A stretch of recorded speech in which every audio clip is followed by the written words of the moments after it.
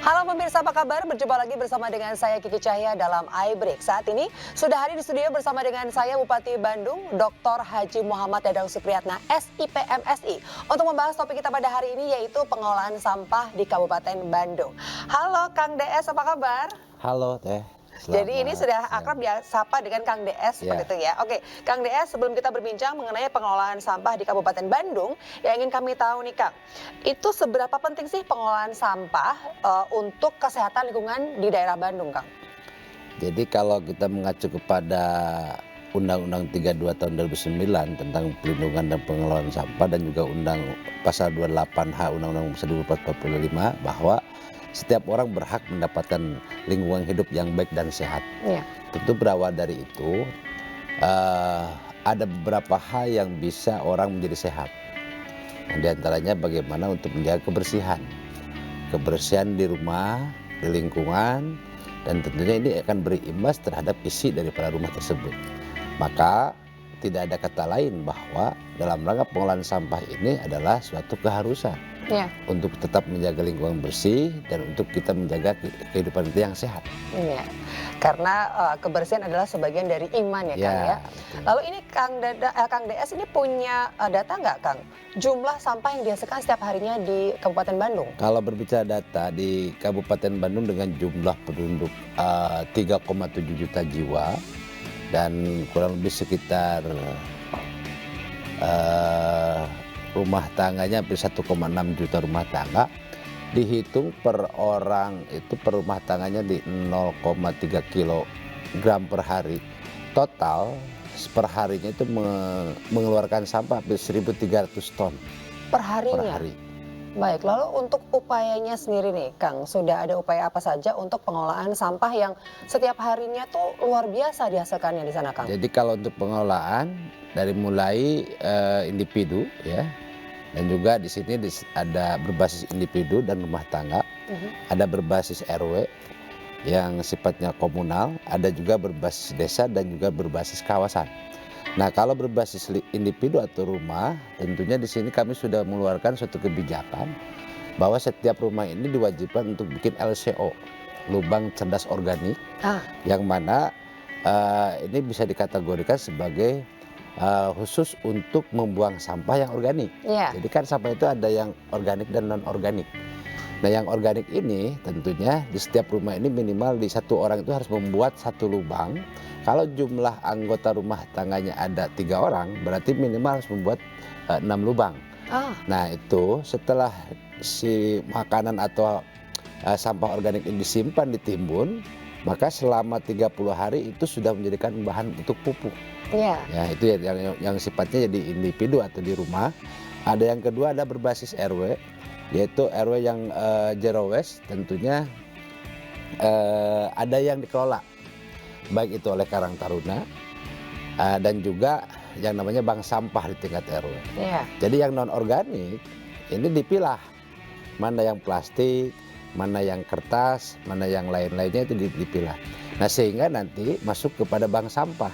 Nah, dari penghasilan dari pemilahan tersebut maka masuk kepada bank sampah sehingga pengelola sampah di tingkat RW itu mendapatkan penghasilan.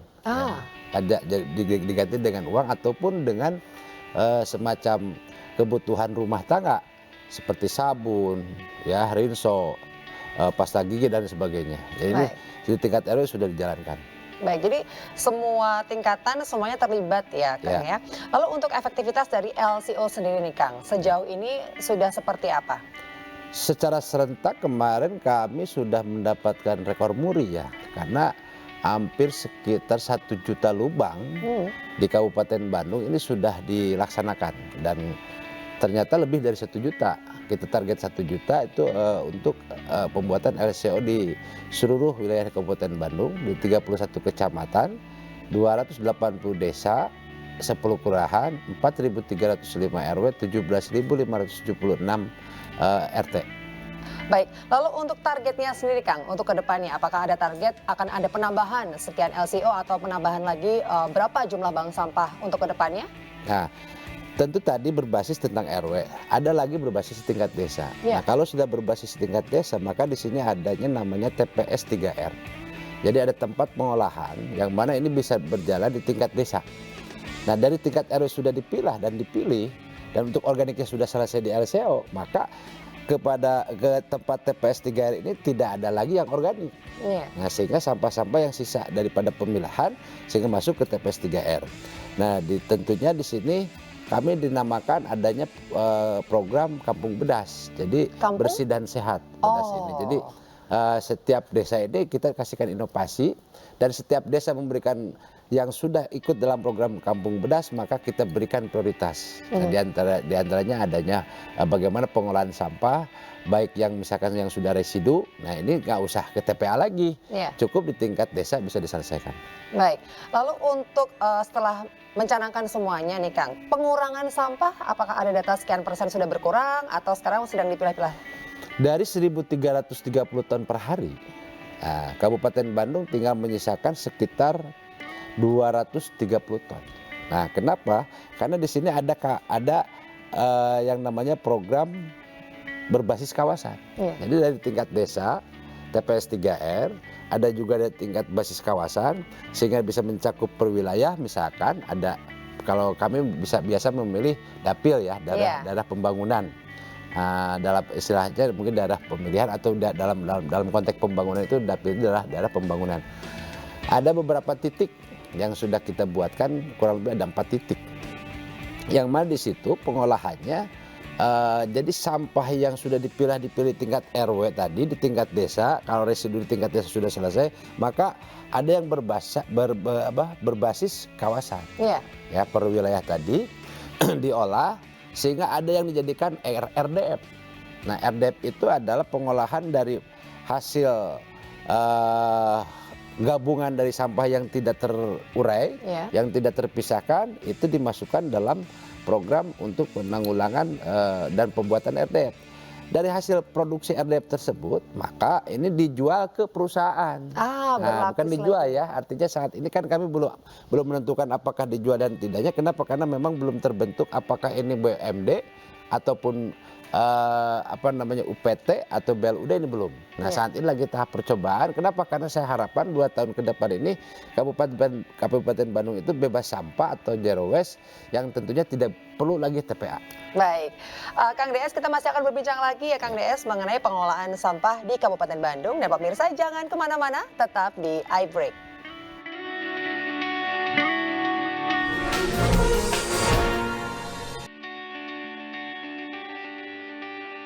Pemirsa, kembali lagi di iBreak, kita masih membahas topik kita pada hari ini, yaitu pengelolaan sampah di Kabupaten Bandung bersama dengan Kang DS di sini. Kang, boleh kita bahas lagi Kang mengenai nilai ekonomi untuk masyarakat. Ini apa lagi Kang yang bisa didapatkan dari pengelolaan sampah tersebut? Ya, melalui tadi pengolahan individu, pengolahan di tingkat desa, pengolahan di tingkat kawasan, ini tentunya sangat luar biasa secara ekonomis. Kenapa? Karena dari jumlah penduduk 3,7 juta jiwa ini menghasilkan di Kabupaten Bandung sekitar 1.303 ton per hari ya. Tentunya ini bukan persoalan yang mudah untuk bisa menyelesaikan, tetapi setelah kami dipilih dan dipilah dan kita hitung, ada semacam bobot daripada pengolahan sampah yang sifatnya sudah berjalan. Nah dari 1.300 ton ini sekarang itu tinggal menyisakan sekitar 300 ton. Ya, kenapa? Di sini ada yang melalui pengolahan yang melalui LCO. Yang tadi saya sampaikan ada sekitar 1.401 unit LCO yang sudah tersebar di Kabupaten Bandung, sehingga kami mendapatkan kemarin rekor muri ya. Dan kalau dihitung dipresentasikan ini bisa mengurangi dari 1.300 ton ini sekitar 0,46%, ya dari jumlah 1.300. Terus ada yang kedua adalah 320 unit bank sampah, ya, yang mana pengurangan melalui bank sampah ini atau bank sampah induk sebesar 1,5%, ya. Ini kalau kita presentasikan. Terus ada lagi pengolahan sampah melalui 310 unit BST atau rumah kompos. Ya, pengurangan bank sampah ini bisa mencapai 1,9,8%. Terus ada lagi 164 unit TPS 3R. Ini mengurangi sangat besar, 14,9 Terus selanjutnya ada 11 unit industri daur ulang, pengurangan melalui industri dari daur ulang sebesar 29,6%. Wah. Yang tadi kawasan ya. Iya. Tadi. Terus ada lagi yang 5 unit TPS poliolisis, ini 2,6%. Terus ada lagi yang dibuang, ini terakhir. Iya. Yang sisanya sekitar 300 ton penanganan melalui pengangkutan sampah. Kita siapkan hampir 109 unit. Dan juga pengurangan mulai pembatasan ya tadi, dan ada yang pengurangan melalui RDF. Semua kita sudah hitung sehingga 1.300 ini tinggal menyisakan 300 ton. Tetapi saat ini akan berkurang lagi. Kenapa? Karena yang organik ini sudah selesai di rumah, di individu. Artinya ini ada pengurangan. Saya estimasi sekitar 230 tonan lah. Nah kalau 230 ton ini bisa selesai, nah kami salah satu inovasinya akan membuatkan pengolahan RDF ini minimal di tiap kecamatan itu 1 unit. Jadi artinya kalau di Kabupaten Bandung 31 kecamatan, maka kata kuncinya adalah bagaimana untuk mempersiapkan pengolahan sampah sehingga menghasilkan RDF di 31 kecamatan, dan kita siapkan 31 alat untuk 31 kecamatan. Jadi itu adalah salah satu fasilitas juga ya Kang ya, Betul. yang disediakan. Betul. Lalu untuk berikutnya Kang, mungkin ada tambahan program atau kebijakan apa saja yang sudah dicanangkan untuk mendukung agar pengolahan sampah ini akan semakin maksimal? Ya, program yang kita lakukan di samping tadi ada program LCO ya, dan juga yang paling penting di sini adalah edukasi kepada masyarakat, kesadaran kepada masyarakat jangan sampai membuang sampah sembarangan apalagi ke sungai. Iya. Nah tentu di sini edukasi ini sangat penting ya. Program ini tentu kami juga ada yang namanya persiapan B3S ya. Jadi suatu kelompok masyarakat yang dibentuk untuk mengolah sampah per kecamatan ini sudah 307 orang, sehingga di sini keliling tugasnya untuk bisa menyelesaikan sampah di lingkungan. Program-program yang lainnya tentu di sini di samping kita ada penambahan unit untuk pengolahan sampah, tapi yang jelas pendidikan ya, kepada masyarakat bagaimana untuk bisa paham tentang pengolahan. Ya, sehingga nanti tidak ada kesulitan lagi. Dan saat ini memang kita terus menerus, bayangkan saja kalau ini tidak dilakukan berarti 1.300 ton per hari. Ya, ini kan sudah hampir 70% selesai. Nah tinggal 30% lagi. Saya kira kita akan buatkan program tambahannya menyediakan alat untuk menyelesaikan di 31 kecamatan atau 31 titik lokus untuk penyelesaian kawasan yang tadi, yang kawasan khusus untuk penanganan sampah di Kabupaten Bandung. Iya. Lalu untuk antusiasme dari masyarakat sendiri Kang DS, ini akan seperti apa sih? Apakah sudah langsung ikut berpartisipasi atau masih ada juga nih masyarakat yang resisten, yang masih belum bisa berpartisipasi juga? Pertama, setelah saya ketemu dengan Pak Menko Marves pada waktu ke lokasi dan Pak Menko Marves juga menyaksikan, Pak Menko janji kepada kami itu pada waktu itu, dan saya juga akan melakukan, kita akan mengundang para pengusaha yang mempunyai perusahaan besar ataupun perhotelan ataupun misalkan perumahan yang sifat skala besar, maka saya akan instruksikan diwajibkan untuk bisa mengolah sampah secara langsung. Artinya tidak membebankan lagi kepada pemerintah. Nah mungkin kami nanti akan kaitkan di dalam pembuatan AMDAL-nya atau UPL-UKL-nya. Nah, sehingga baik yang punya perhotelan ataupun restoran ataupun pabrik yang semua yang ada di wilayah Kabupaten Bandung, pokoknya diwajibkan untuk adanya pengelolaan sampah secara langsung di tempat. Baik. Sehingga ini mengurangi beban daripada pemerintah. Lalu Kang, untuk stakeholder mungkin yang sudah terlibat atau mungkin yang diharapkan di masa depan terlibat itu siapa-siapa saja?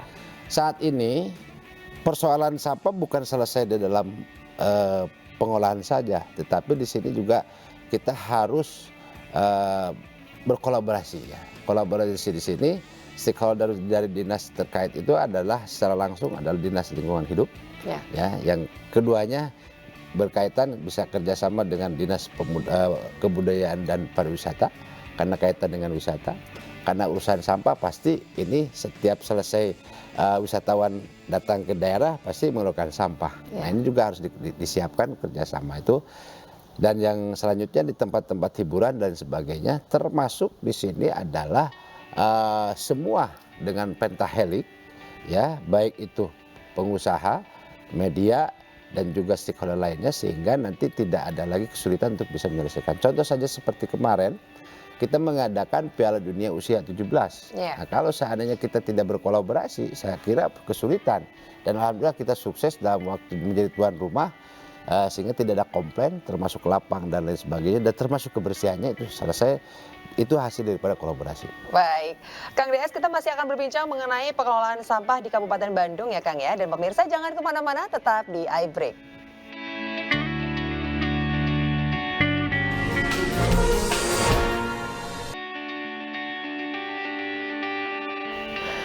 Kembali lagi di iBreak dan kita masih bersama dengan Kang DS untuk membahas topik kita pada hari ini, yaitu pengelolaan sampah di Kabupaten Bandung.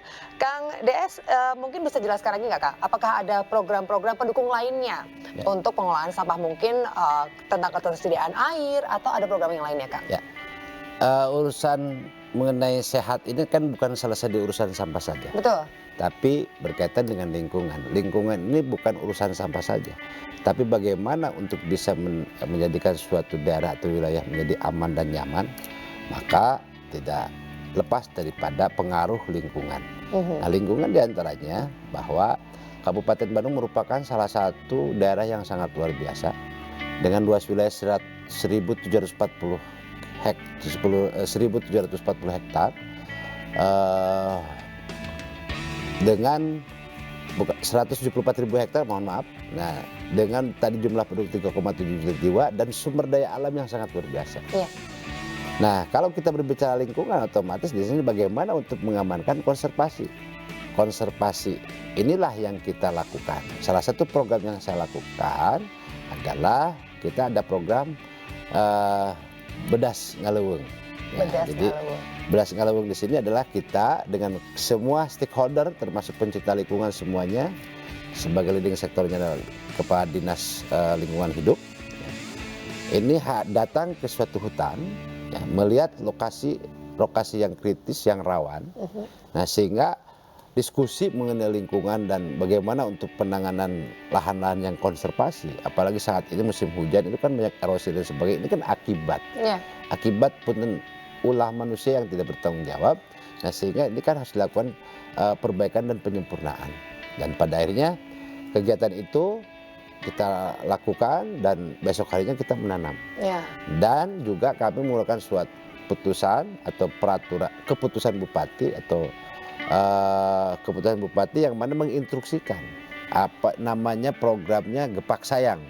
Yang mana setiap masyarakat ini diwajibkan untuk menanam pohon 2 lubang. Termasuk anak sekolah yang mau masuk ke sekolah juga diwajibkan untuk menanam pohon kesayangan. Dan termasuk yang menikah pun itu sama 2 pohon itu menanam pohon kesayangan. Dan itu silakan mau ditanam di rumahnya, di halaman rumahnya, atau dititipkan ke teman-teman yang peduli tentang lingkungan. Atau KUA misalkan. Kalau KUA disimpan nanti ada yang ngambil. Nah, nanti rencananya tanggal 10 kita akan serentak se Kabupaten Bandung menanam pohon setiap wilayah di 31 kecamatan, dan ini hasil kolaborasi juga pentahelik antara gabungan CSR perusahaan yang ada dan termasuk masyarakat, pemerintah daerah, sehingga sama-sama mungkin insya Allah tanggal 10 Desember ini dengan Pak Kapolda setelah malam minggu nanti kita ada kegiatan Bedas Ngaleweng dan besok harinya penanaman. Sepertinya akan bikin rekor lagi ya Kang ya? Ya.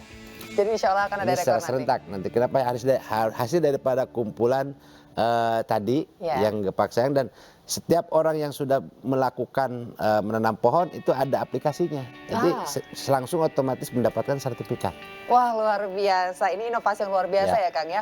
Lalu untuk masalah data nih Kang, apakah ada indeks kinerja pengelolaan sampah? Ini seperti apa yang bisa di-share kepada kami? Oke.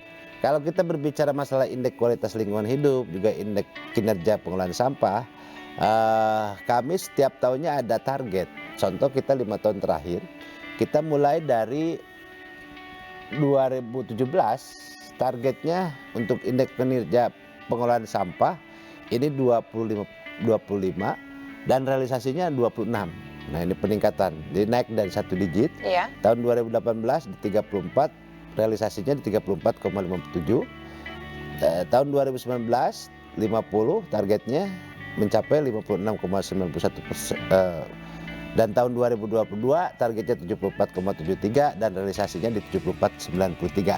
Ya. Artinya hampir sempurna. Ya. Nah, kalau kita berbicara masalah pengelolaan sampah seperti itu, artinya sampah yang sudah dikelola ini kita sudah bisa menyelesaikan hampir 70%. Iya. Tinggal sisa 20% yang ini kita akan kita akan lakukan, sehingga bagaimana nanti 2 tahun yang akan datang ini saya punya mimpi yang besar. Jadi Kabupaten Bandung tidak ada lagi yang membuang ke TPA gitu. Iya. Nah, itu selesai di wilayah atau di kabupaten. Dan sehingga inilah suatu kebanggaan dan harapan. Manakala ini sudah terjadi, ya saya sangat bersyukur dan ucapan terima kasih kepada warga masyarakat dan juga semua stakeholder yang membantu mendorong untuk mensukseskan ini.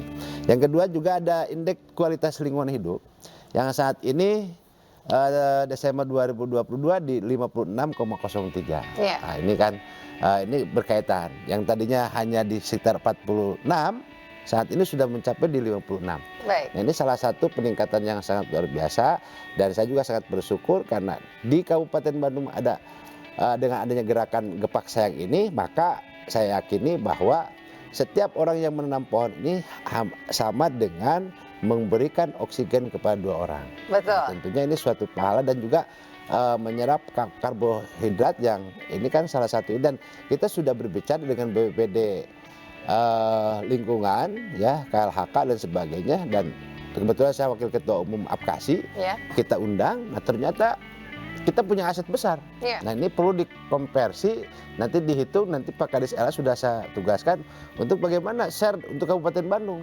Karena selama ini Kabupaten Bandung penghasil oksigen gitu. Iya, baik Kang Des, sukses untuk semua programnya dan juga semoga nanti prestasinya akan semakin bertambah lagi. Amin. Dan nanti pengelolaan sampahnya akan berhenti sampai di level yang paling bawah saja ya Betul. Kang ya. Baiklah pemirsa, akhirnya saya Kice pamit, terima kasih dan sampai jumpa.